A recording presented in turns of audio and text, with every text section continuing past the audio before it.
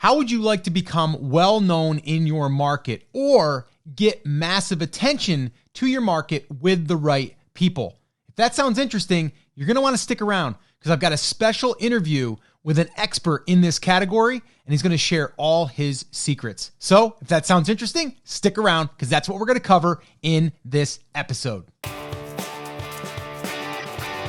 Hey, what's up, everyone? Welcome back to another episode of the Amazing Seller Podcast. This is episode number 821. Like I said, today I've got a special guest, and his name is Michael Stelzner, and this is long overdue. I've met with Michael. He was actually a guest judge on our show, The 5-Minute Pitch, and was able to have dinner with him and just really get to know him. Really awesome guy. But this guy's been around. He knows how to get attention in a market, but really on social media and all different types of platforms. So I had a chance to sit down with Michael, and it was a great conversation, and you're going to be able to hear all about it. But the other thing that I wanted to dig in here, because I'm always curious about people when they are pivoting. Now, Michael, you would say, is not pivoting, but he's actually rolling something out in his business that's different than what he's done in the past. So it's somewhat of a pivot. Now, this also goes well if you are going down a certain path and then you're like, wait a minute here, what do I really want to do? Do I want to be known for something? Does my business want to be known for something, or should it be known for something? And really what I wanted to do here is dig into that as well. And that's why the title of this is really about pivoting, but then also being well known in your industry and in your market. So with that all being said, I'm going to stop talking here so we can get to this interview that I did with my friend, Michael Stelzner. Sit back, relax, and enjoy. Well, hey, Michael, thank you so much for coming on the podcast. This is long overdue. Really excited to have you. Can't wait to dig into what we're going to talk about today. How you doing, man, with all this craziness in the world? You know, Scott, it's turned out to be a big blessing. I mean, I'm stuck in my house for weeks, but I'm getting more work done than I've ever gotten done before. I'm totally focused, and it's, uncertain times for sure on the revenue side of things. Don't get me wrong, but I also see it as a great opportunity to kind of like dig in and get some stuff done that I've been just delaying on forever. Yeah, and you've been busy. You've been busy on a little side project, which we're going to talk about here, which isn't so much of a side project. But yeah, we're going to talk about that. But let's get people caught up that don't know who Michael Stelzner is. We don't need, obviously, going back to high school or anything. But and it was funny because when I read your post that you had posted on your page, I didn't know some things about you, that you weren't, the social media guy or the social media examiner guy before. And so I kind of want to let people know where you were and kind of how you got to where you are and how this next thing kind of happened. Yeah. So in the mid 90s, I started a creative agency, and we were basically servicing high-tech companies. So we were creating everything from websites, back when websites were becoming popular, to logo designs, to annual reports, to brochures and, trade show booth displays, anything, animation, all the things that a high-tech company would need to try to sell their complex products and services. And then I pivoted after 9/11, Y2K era into focusing really on writing and the craft of writing. And I became a copywriter, which and really zoomed in on a craft called white papers. Do you know what a white paper is by chance? You ever heard of one? Yeah, well, wasn't that kind of like e-sign articles? Was that kind of like similar to that? No, well, a white paper is usually used by marketing and or sales teams to either generate leads or to help people understand, like in a complex sale, like a sales guy would leave behind a white paper that would describe but it really is a persuasive document. It's like an ebook, part informative and part persuasive and designed to sell. And I started writing for a lot of companies, and then I started writing about how to write and the craft of writing. And I started writing on other bigger blogs and started developing a name for myself. And then I ultimately wrote a book, self-published it, called Writing White Papers, sold 10,000 copies of that. And then just kind of became, and then I started my own blog on it, and I started a little site called White Paper Source, which is no longer around. And on that site, I included how-to articles and how to create, how to write, and also how to market. And you're right, I did have a newsletter, an email newsletter, which I emailed to about 20,000 people. because Oh, back wow. then that was the main way you would communicate with people before the social platforms. Sure. And built up a pretty big following. I had some of the biggest brands in the world that I was working with, like FedEx and Dow Jones and Hewlett Packard and Motorola and Microsoft and all these huge companies, HP. I was set for life, but had done that for about a decade. And all of a sudden, this little thing called social media popped up on the horizon in the early 2000s, like mid 2000s, maybe 7 or 8. And I started writing about how to use social in combination with the thing that I was known for. And I was writing about social media in general as well, from a marketer's perspective, for big publications like Marketing Profs and Copyblogger. And those were the best articles. They were told to me that those were some of the most successful articles that those pubs had ever published. And I'm like, whoa, maybe I'm onto something here. Mm-hmm. So, stop me at whatever rate. I'm going super fast here. This is great. Okay, good. Yeah. So then I decided maybe I should try to start a blog on social. And I went out and secured the domain socialmediaexaminer.com and figured it would be maybe a 3-year kind of side experiment. And started taking all my contacts that I'd already made from my prior, experiences in the writing world and asked them if they'd be willing to write an article a month. And I would write one a week. And we kind of authored a multi-author blog. That thing blew up. I got 10,000 email subscribers in months instead of years. Wow. Did millions in my first year, and shut down all the other businesses. And today, Social Media Examiner's 10 years old. We've had, 25 million people read the site. We've had 15 million to 16 million downloads on our podcast. And we've had top 3 in the world in marketing in the podcasting category. I do a conference called Social Media Marketing World. 4,000 people came from all over the world just before the pandemic explosion. They came to San Diego March 1st, 2nd, and 3rd, and we saw it all happen in slow motion. But, I built this really fascinating brand, and all around really just figuring out how to provide incredible value to lots of people. So that's kind of my backstory. Yeah, no, and I've kind of seen it from afar. I've been following your work for probably 6 or 7 years, as I was getting into this, coming up through the ranks. I mean, I got my start back in the Jeff Walker when he first launched Product Launch Formula, and I actually got to meet him in Puerto Rico and hang out with him for a weekend at our Puerto Rico masterminds, which was awesome. But yeah, so I was following you just on that side of it. And I admired what you were doing. I liked the simplicity of it, but yet it seemed complex in a sense, but yet you always made it seem simple. And I just loved it that you were always kind of like, on the ground or had people on the ground kind of reporting, which was always kind of cool. But I've also seen it evolve a little bit. And even like what you're working on now is kind of like another thing you're adding to the mix, right? So let's kind of talk about that though, because like it sounds like everything went smooth. Let's talk about something that didn't go smooth through that journey of yours, right. Which I love. By the way, if anybody gets a chance, even though it's like a year old, the journey, the thing that you published, like documenting you trying to sell that many tickets to an event, it was awesome. Like that, I thought that was great. And one of the reasons I thought it was great is because I was doing my first ever event with only 250 people. And I'm like, well, if he's going to try to do 7,000, I'm going to try to do 300. And it was very motivating, but also just really cool to see behind the scenes and see the stuff that's not always going right.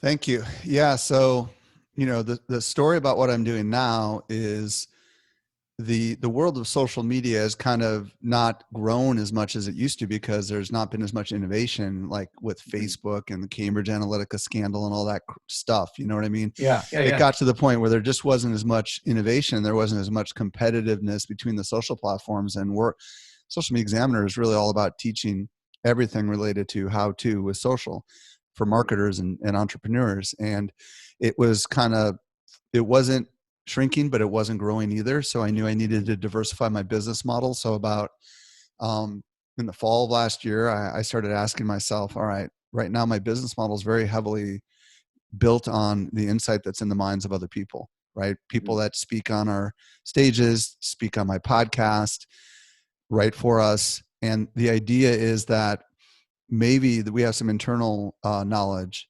specifically inside of my mind that I could bring to the table and potentially sell in some sort of a course. Mm-hmm. And I started thinking about, after I started Social Media Examiner, I kind of wasn't the guy anymore. I was really the king of quote unquote white papers. And then I went behind the scenes and I was much more helping other people in my industry become really well known. And I mentored and advised and coached dozens of people that are really super well known right now. And I thought to myself, I wonder if maybe people would be interested in what I've learned, having been well known twice, because it happened again when the podcast came around. Sure. And having mentored a lot of people. Is there something I could teach there? So I came up with an idea, called it Becoming Well Known. And I started doing the research, and I started talking to customers, and I started, surveying hundreds of customers in addition to talking to them. Mm-hmm. And it's turned out everything in my data showed that there was something legit here. So I started creating videos because the journey was canceled because I hired a director of marketing and I was no longer. The journey was about the marketing journey to market a conference. And then I hired a director of marketing. So I wasn't in the marketing trench anymore. And I was the central character of that. So I'm like, that's not going to happen. So eventually got back to, this thing. But I dealt with a lot of, first of all, internal struggle, right? Which is like, nobody knows me for helping people become known. Mm-hmm. Is anyone going to listen to me? Right? Because somebody might look at me and say, well, he's like the social strategist dude. Why would I ever want to listen to him when it comes to entrepreneurship or when it comes to like strategy, around building a name for yourself or your business? So I went through a lot of internal, like, I guess what they call imposter syndrome, because I was like developing another leg of the business here, and I was questioning myself as to whether anybody would ever want something like this. So I decided to, at my conference, since it's my conference, do a breakout session. And nice. I decided to deliver that. I delivered to a packed room of about 750 people. Wow. And it was really well received. Nobody left. I could tell that was a key signal. I was having people in the room watching what people were taking pictures of, if they were leaning in, and it was just all very high engagement. Small group of people afterwards talked to me. And then after the whole conference, one of my friends came to me and said, did you know that there are some of your peers that are privately mocking you about this thing that you want to do because other people have already done it and it's not your thing, it's their thing.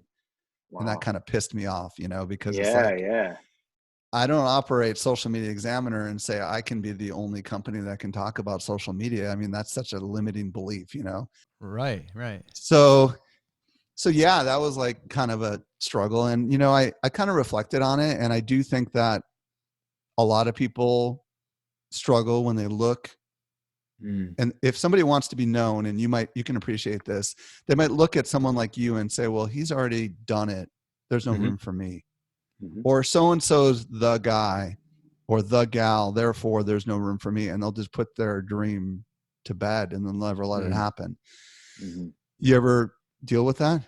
Oh yeah. Yeah. And I think you and I, we share a lot in common in that, because, and you would look at you and go, oh, Michael's got it all figured out. Guy's confident as all heck, gets on a stage, sells out these big events. But it's just great to hear you say that. But yeah, I definitely do. And I honestly, like, I'm kind of going through that myself right now. Like, I'm open and transparent on my podcast. So it's like, I let people know, like, I'm not like superhuman. Like, I am going to have those feelings. And like right now, like I've been, this podcast has been the amazing seller for 5 years. And that's kind of what, got me in the spotlight, if you'll call it that. But I'm not sure that's where I want to go, right? Like, I'm talking about other things now, and I don't really think the name represents where I'm going. So there's a little bit of a struggle there, and there's something I'm working on with that, with, some of my friends and peers. Here's the good news. You can rebrand the podcast art and the name and keep the audience. Yeah. And that's kind of what I'm hearing, you know what I mean? But it's kind of like, you don't, and then you're like, well, is everybody going to be okay with that? So you start going through all this stuff, and you're like, I don't want to lose the momentum that I already have. And like, you start going through all of these internal struggles. I went through this when I pivoted from white papers to social media, because I had a successful business. I was the top at that. And anybody in their right mind would say, he's crazy to leave that. Crazy. Yeah. He's crazy to leave that. But if I didn't leave that, I wouldn't have been able to open up to this much bigger thing that I did, which was the Social Media Examiner. which ultimately did change the world, I think, in its own unique way. Mm. So yeah, I mean, these are the things that I think I go through and you go through and everyone goes through, which is we have a dream, but we have this thing, you know, and we can be trapped in this thing, which can stop us from achieving our dream. Yeah, that's huge, because I think a lot of people do limit themselves. And I'm glad that you're sharing that and being open about that, because I think that helps people more than we even know, than we think, right? Because they're like, oh, okay, so it's not just me. You may or may not know, I wrote a book this past year. I announced it at my conference called The Take Action Effect, and it's all based around take action moments. So the moment that you decided to make that switch back in the day when you're doing white papers, to that one moment that you finally decided created this other thing now that's 10 years old, right? And so everything that we do, like you doing this new thing, is another moment that you made the decision. But what made that decision really click for you? Because you had those, I'm not sure. Well, okay. So the story was like, I felt like I needed to diversify my business model because, you know, the conference alone wasn't going to cut it. Right. And then all of a sudden now conferences are like not even happening. So this has become even more important. Right. But, you know, it started with, I have to do this. And I knew that wasn't a good enough reason. I wanted to go from I have to I want to. So I hired a coach. Yeah. His name is Angus Nelson. And he helped me with kind of my mindset. And I said, look, you know, first thing I needed to do is I went out and hired an ops person so I could get out of the role of operator of the whole company, you know. Second thing I did was I just worked on this concept in my mind, which is like, I want to do what I want to do, not because I have to, right? Like this is such a big thing. Like we take out the trash because we have to, right? And we do all these stupid things because we, in our mind, tell ourselves that we have to. But if we don't get to the point where we want to, and then we can eventually get to the point where we say it's a calling. I want to, I love this. I can't even believe I've ever even considered not doing this. Like, I think there is a natural evolution that we go through, and giving yourself permission to kind of like dig in and explore things is part of it, you know, and letting go of other things is the other part of it, right? Because you cannot do everything. And I had to let go of some things to be freed up to dream. And then when I was freed up to dream, I began to realize, wow, this thing that I'm about to do could be huge. How did it feel when you finally made up your mind that you were going to do it? Well, it was a gradual process, to be honest with you. And it took me weeks, right? Like I wanted to first prove it out to make sure there was an audience for it, because I've done stuff in the past where, and you know this, like the worst thing you could ever do is have an idea and then go and make something and then have it fail. Been there, done that. Right. So I took a little bit of my own medicine, and I just went through a lot of, experiments and stuff, and followed the method that maybe we'll talk about. And man, when I started to see all the right signals, I was like, holy cow, this is big. This is huge. So you were able to validate it. And I think that's a big thing. And even if it's just a small validation. So let's just talk about that real quick. And then I do want to transition into you helping us in this short window of time. And I know that you have, you know, a training and people can find out more, and we'll get to that. But just take us through that validation process for you. Like what was that little validation process that made you say, okay, good, green light, I'm going? Well, you know, I've got this method I call the dreams method. And in the experiment stage, which, you know, we can go through each of the steps, I would love to explain it. But in the experiment phase is when you actually put it to the test. And, you know, so at the first level of anything is depiction, right? Which is kind of what we've been talking about. And in the depict phase, you build a visual storyboard in your mind of what the movie of your future you is going to be, right? Who do you want to become? Why do you want it? And when you think of a storyboard, you think about also some of the drama in a movie. What's the drama that you're going to face down the road? Perhaps some of it is no one will listen to me. Or another one is there's too much competition, right? Or I can't handle the critics, right? So in that phase, we want to reprogram ourselves to say, for example, another one is time. I don't have time, right? So we reprogram that to say, well, I make time for everything that's truly important to me, right? So, you know, that's all the stuff that happens in the depict phase. And then, you know, you come out of it clearly with some sort of an understanding of exactly, you know, a clear vision of your why.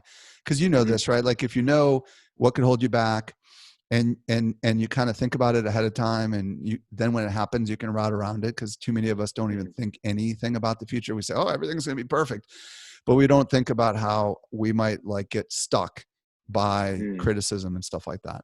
So then the research phase is, we kind of talked about this a little bit, but in the research phase is when we go out and we actually gather some information to see whether or not our pre-thinking is accurate, right? Like, would anybody be interested in this actual thing that I'm thinking about being known for, right? And what are their struggles and frustrations? I think I know them, but I don't really know them. So you go out and you talk to people, you survey people, and then also survey the competitive landscape. Like, who are the amazing competitors in the world that I am about to go into, and what actually makes them strong?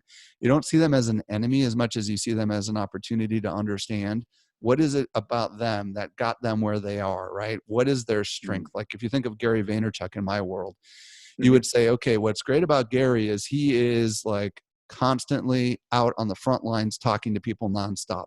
He's an amazing verbal communicator. He's got passion, right? And he is, those are things that make him strong, right? Like he's constantly trying new things and experimenting, and he's on the front lines. And then you ask yourself, who do they serve? Okay, well, Gary definitely attracts a very aspirational crowd. And then you ask yourself, how could I be different? Well, maybe instead of a speaker, I'll be a writer, because Gary doesn't write, I'm a good writer. Maybe instead of being spontaneous and dropping F-bombs, I'm going to be more of the measured, right. Calm, thoughtful guy, But you go through this process of researching your audience and your competitors, and then you discover things, right? Like when you're talking to your audience, you discover certain phrases and struggles that maybe you didn't realize. And then you put them to the test in the experiment phase. And this is how you stop yourself from making these crazy mistakes. For example, one of the things I discovered, which I did not anticipate, was how many people in my audience that wanted to be well known were really interested in making a difference, like changing the world kind of stuff, right? Okay. I thought it was all going to be about making more money. And it turned out that was not the case with my audience. They placed money. It was important, but equally as important was they wanted to make an impact on people. They wanted more people to hear their message so that they could make a difference. That was like eye-opening for me, right? So then in the experiment phase, what I tell people is you take some of this data that you've discovered from the messaging, and you put out little experiments on the social platforms that last for 24 hours, like a question on Instagram stories or a little statement on Facebook, and you watch for the signals. And the signals are going to be things like really deep comments from people, not just likes, but loves, And then you start to put these tests out on all the different platforms, and you start to identify, all right, where are these people residing online? Because probably they're not all your friends, they might be in special groups or whatever. Right. So that's what I did, by the way, leading up to this. Right. And then I noticed that. Yeah. By the time you get out of the experiment phase, like you've done your research, who you want to reach, what their pain points are, what their messages are, and what doesn't work. Right. And that's when you're armed for success. So I've just talked on the first couple steps of this, but I can keep going if you want me to. Yeah, no, that's really good. And I think honestly, what I'd love to do too is another time after you get done with your launch and all that stuff, I'd like to have you come back on and talk through even like how you were dripping out those seeds, if you will, and what the strategy was behind that, because I think I know, and I think it's brilliant. And I think you're exactly right. You can put out these messages, you can put some paid ads towards it. You can play with that. You can build custom audiences, like all that fun stuff. But I would love to just dig into that one part of it as a strategy session, because it would be fun. But let's kind of help the person. There's two different people I think right now that are in this situation where they're like, I want more attention for my brand. I don't know that I want to be the person, but I might have a person. Right. And I don't want to pay a whole bunch for marketing. Like I don't want to pay like big media companies or anything like that. And I know that you can help that person. So let's talk about that person. The other person, I'm going to talk about the person that's just starting and is like, I want to do this, but I'm not an expert. Who am I? Like, I want to talk about what they can do. So let's talk about the first person. Yeah. So someone in your company, and it might be you, I'm talking to the listeners right now. is really, really got a lot of expertise, right? And has a message that would connect with the audience that you want to be in front of. And there's really no better way to market than to provide a lot of great wisdom and advice to that audience on a regular basis. It's kind of like them coming back to the well, just like they do every week to our podcast, right? Yours and mine, right? So the idea is that you want to figure out a way to get somebody out in front and providing value and not asking for anything in return, right? Because when you can do that, then you can draw an audience to you, and then they'll begin talking about you. For example, when I started Social Media Examiner, there was nothing for sale, no ads or anything. It was just free movement, nothing. And when all that stuff is stripped out of it, it's received as the way you hope it is received, which is just incredibly valuable. And then what happens is people start sharing that information. They start talking to others about that information. They say, you got to check out this person. You got to watch this video by this company. You've got to subscribe to this email newsletter, this blog, whatever, right? So the moral of the story is the key to everything is content marketing. So the idea that you're creating content, and there's 4 different kinds of content. There's the spoken word, which we're talking about right now, which is a podcast. There's the written word, right? Which obviously is like blogs, but it could also be social posts out on LinkedIn or Facebook. You can Medium, wherever you choose to publish it. Then there's video. What's great about video is it can be highly edited, just like the written word, right? And you can take lots of cuts and make it beautiful and put it up on LinkedIn or Instagram, IGTV, ... And then you've got performance, right? Which is live. So the idea there is we're talking about like webinars, we're talking about events. And in that context, it could be solo presenting, it could be on a panel, it could be moderating, it could be emceeing. So the idea is once you kind of know that you have a message you want to share with the world, one of the things you want to think about is where are my gift sets, right? It's very rare to have somebody who can do all 4 of these things. Someone who's got a great speaking voice, someone who's a great writer, someone who's good on camera, and someone who's a performer. It's like highly unlikely, but you want to start with one area. I would imagine podcasting was where you got started. Am I right? Or was it speaking? No, it was podcasting. And the reason why I went with podcasting is because I'm not a good writer and I don't really enjoy writing. So I went that route because it's easy for me to just fire up the mic and start talking. Like that's easy to me. The writing is the hard part, which I've gotten better because I've forced myself and I want to be better, but the audio is just easier for me. Video is actually easy too. So while it sounds it sounds elementary that it's just content, the reason why most people don't do this successfully is they don't, first of all, really think through what they want. They don't have a why figured out, all that stuff. They don't talk to their prospects. They don't have any sense of what they're really interested in. They just think they do, and they end up talking about stuff that nobody gives a crap about. They don't have any sense of who they're competing against. They haven't tried little experiments. And another thing that a lot of really successful experts do, which most people never do, is they've got their message figured out.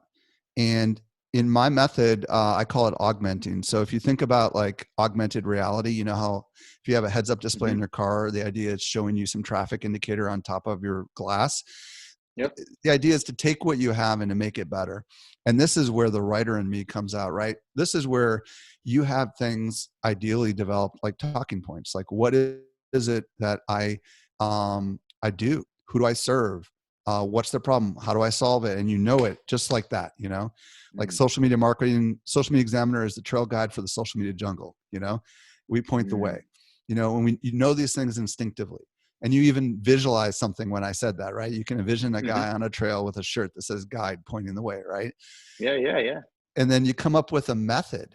Like I've got a dreams method, which I'm kind of talking about. Gary Vee has jab, jab, jab, right hook, right? Which is give, and then ask.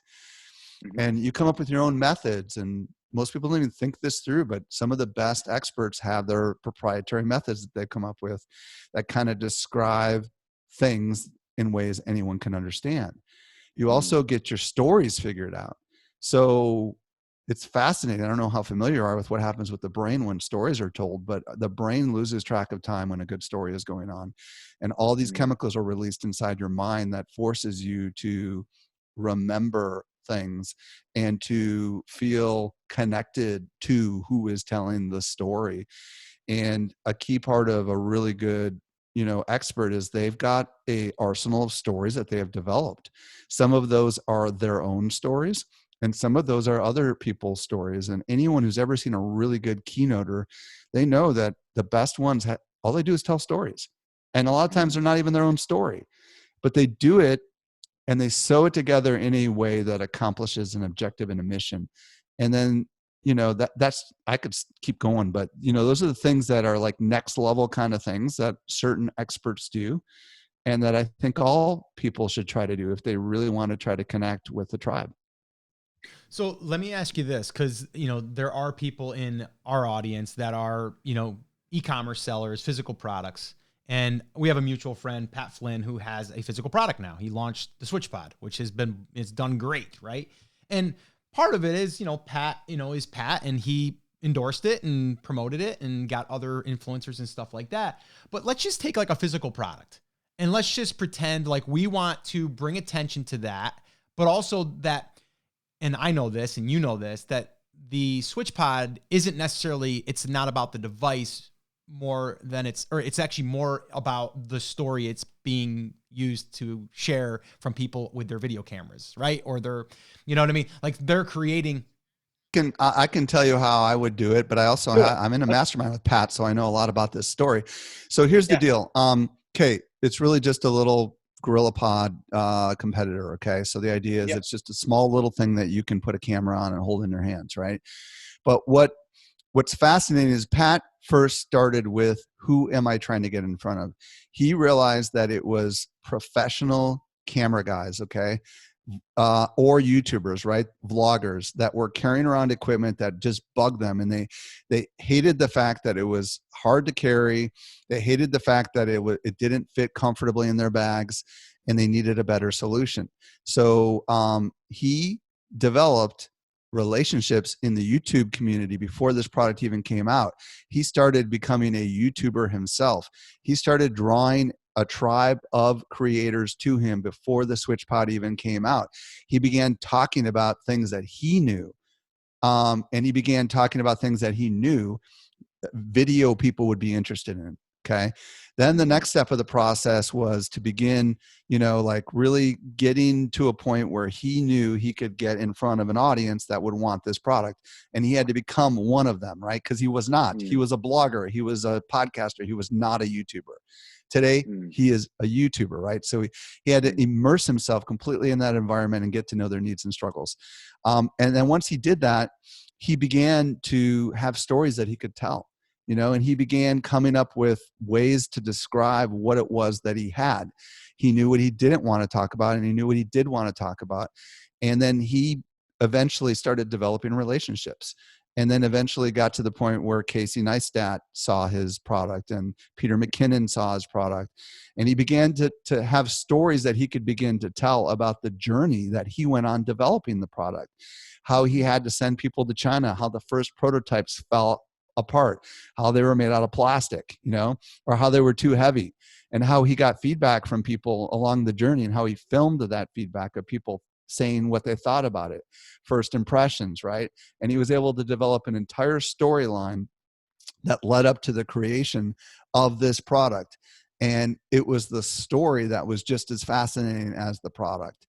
And then, now he's got a really big YouTube channel with, 200,000 subscribers now. And he's still out there talking about stuff that he knows his tribe is interested in, and they buy his product, not because just they love the product, but because they love Pat Flynn. And that's a key distinction, right? The product itself is great, but because there is also a spokesperson who they love and respect, it's even more amazing. And I think that's the key, right? Like, so Pat developed a brand for himself. He's a regular, everyday kind of guy. When you couple that with a good product, all of a sudden, holy crap. Then he came out with a ball head, okay, to go on this product. And he sold like 8,000 of them in days, okay? And it's partly because it's not just a product, it is a person. People love the idea that these guys came out of nowhere and solved a problem that the big guys couldn't solve. And when you begin to hear his story, you begin to say, okay, wow, maybe I could do that with my product. Because most people that have a product, they just talk about the product. They don't talk about the story. They don't talk about the people. They don't do any of that kind of stuff. They don't create content around their product.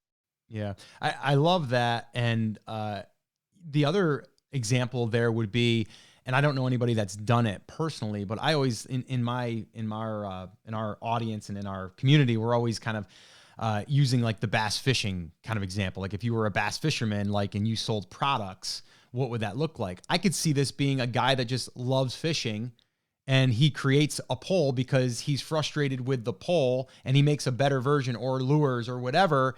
And then you're going fishing with that guy every Sunday or every week or whatever, right? And it's just like, you're going to then go and you're going to go in with all his buddies that are into bass fishing and they're in tournaments or whatever, right? And he's going to interview all his buddies and stuff. It's kind of like, I think that's what you're talking about, right? Like, it doesn't matter if you're a Pat Flynn or not. Kind of, except I think it's so much more powerful. Let's take the bass fishing example, okay?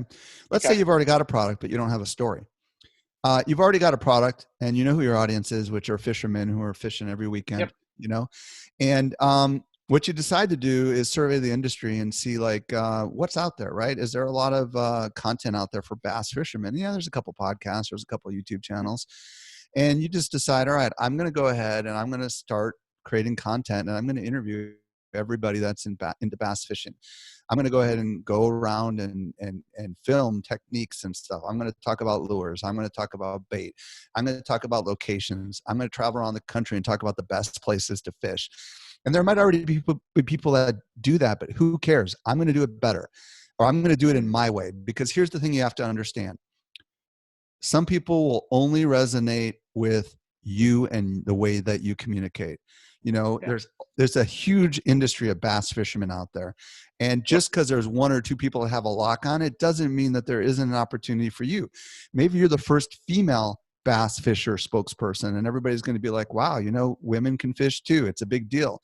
Or maybe there's something unique about your angle. Maybe you're super scientific about the way you do it, where everybody else is more like voodoo crazy stuff, And you're going to come at it from a totally different perspective, or maybe you're just a crazy personality, or maybe you're just actually super calm, methodical, and you want to be helping out the people that are the beginner bass fisher people, because everything out there is so freaking advanced that no beginner could ever come in. Whatever, you can find an angle. Yeah. I love that you just turned that, and you're exactly right. Like, you could totally just go at it your angle. But I think the one thing that I want people to understand is, like, don't limit yourself to thinking just because someone else is already doing it, already done it, whatever, that you can't. Like, there's no other, like we said, there's no other Michael Stelzner. There's no other Pat Flynn. There's no other Scott Volker. It's like, we are our own people. Put your own unique spin on it. And don't try to be something you're not either. I would say that. I mean, I don't know. Do you agree with that, Michael? I mean, it's going to be harder to show 100%. Up. 100%, because the point of the matter is that you have to acknowledge what your strengths are. Like, are you quirky? Like, the two best examples are Gary Vee versus Seth Godin. Okay. So hopefully everybody knows both of them, but Gary Vaynerchuk is kind of crazy and out there. Okay. And like, in your face. Seth Godin is 100% opposite direction. He's very careful, well-spoken in all of his words, never, ever, never tells you what to do, always does it through story and metaphor. And he started out as a blogger, and they're both huge and totally on the opposite ends of the spectrum. So what happens for a lot of us is we look at who's successful, and we say to ourselves, we have to be like them. And it's absolutely not true. Instead, the reason they're successful is because they were themselves. And what people don't understand is people want authenticity. They want to hear the true you. And all you got to do is be you. And that's like very liberating for people. Yeah. The other day I was doing a little coffee talk. I've been doing these little coffee talks, inspired by Pat, by the way.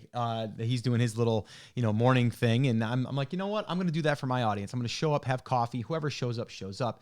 And we have coffee. And I was sitting here and we were just talking and talking with some people. And I had a book I wanted to share. It was on my bookshelf. And I just got up and went to the bookshelf and came back. And a guy commented, and he's like, I can't believe that you just got up and did that that is what makes you. Like, a lot of people would think not to do that because it's not professional. And I just got up and just walked over there and turned my back on everybody and went over there and got a book. And I came over and I go, this is the book I'm talking about. And they loved it because it was real and authentic. You know? I'll tell you what, I went live every day for 25 days on Facebook hiking.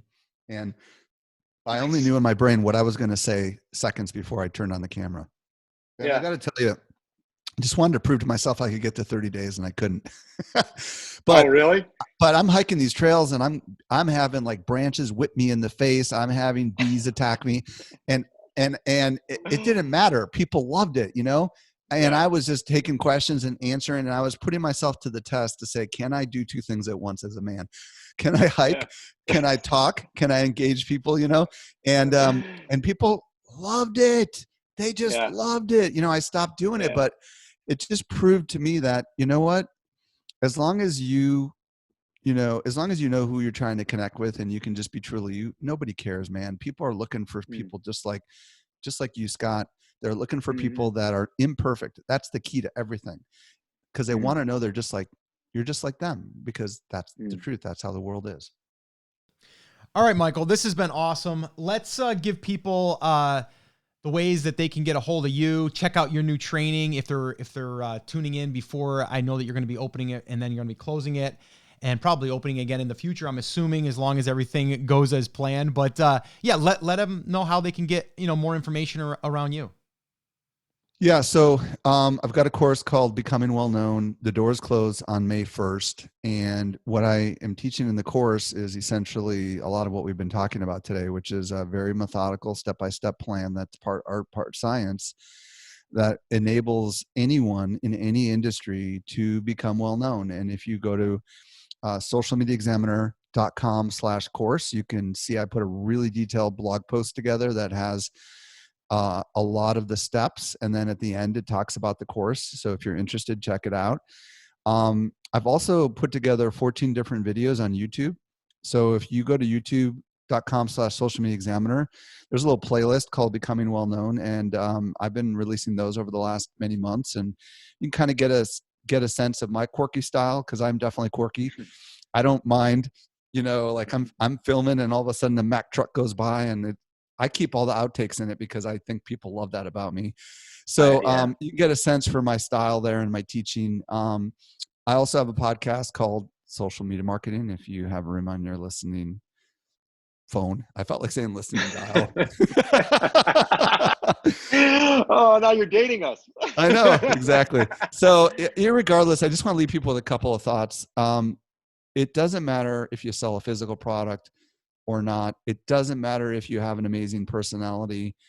You can become like the top dude or gal in your space. And if you do that well, man, just think about what that could do for you, right? You won't have to pay Facebook and Google anymore. You won't have to worry about like spending so much money on advertising, because people will begin to know you and love you. And then they'll be like Pat, and they'll be like checking out everything you have to offer. And before you know it, it's like, you don't have to try hard at all to sell things, which is what everybody wants. And this is in a day and age right now where we're in the middle of a pandemic, when we all have a lot of time in our hands. I think it's a good time to ask ourselves whether or not something like this could also be a bridge to the next something. You know what I mean? Because when you have a big audience, you can bridge and do a lot of different things. It's a lot easier than just coming out with a new product. So yeah, no, it's 100% agree with everything that you said. And I think right now is going to be a shift for a lot of people. And this here, becoming well-known in your industry, whether you already have a product or you don't, to me, this is an asset and a skill that you're going to be building. Like everything that you've done, you're going to be shortcutting it by, listening to someone like you. But I'll say this, and I don't think I've ever really mentioned this, but, I built my podcast and I didn't sell anything for at least like 50 or 60 episodes. It was like an affiliate commission at like the 50th episode it was, or something like that. Because I didn't worry about that, because I had done stuff in the past that I knew that if you build the audience, everything else will it'll figure itself out. And it always does. But my best traffic to this day is from the podcast. Like it is by far for me, right? I've done paid ads, still do paid ads, and they work. but nothing beats the traffic you get from a podcast or from someone that finds your content on YouTube, whatever, because they get to know, like, and trust you so much quicker. And I mean, if you want signups for a webinar, easier. If you want to sell a product, easier. You know, it's so much easier to do. You said the key words, know, like, and trust. People buy from people that they know and they like and trust. It's the underlying tenet to all good marketing. And they've got to let, somebody in your company ideally should be that person that the world, that your audience gets to know and like and trust, because that asset development is so much more valuable. You essentially kind of become like a little media company. And you don't have to you do it on platforms that already exist, right? Like we're skating off the success of Apple, right? Or Google, right? And the idea is we're just creating these audio files, but tens of thousands of people are listening, and that is huge. And if you could have that, and if you could get that, man, would that be valuable? And I've been talking about this for so many years, and I've seen so many people do this successfully. And I just feel like now's the time, whether you do it through just the steps we talked about today, or whether you do it through any other way. I feel like it's essential for the future. So, it's only going to get more competitive out there, right? So you got to stand out. Yeah, no, I agree. And so, like I said, let's wrap this up, but I definitely want to get you back on after your launch and everything, and we can kind of talk about some more strategic stuff, because I think that's actually a good learning lesson for people to see how you kind of seeded the market, and then you kind of take it to where, okay, we figured out some things and we have something to offer now. I'd love to walk through that because I think it's fascinating. I would love to just I'd love to geek out on that stuff anyway. So it'd be cool to just jam with you about it. But I just want to thank you, man, for everything that you've done and just being so open and transparent. Thank you for being one of our guest judges on the 5-minute pitch. That was fun. And I just, again, want to say thank you for coming on. I appreciate you. And everyone go on over and check out Michael's stuff. Appreciate you, Michael. Thank you, Scott.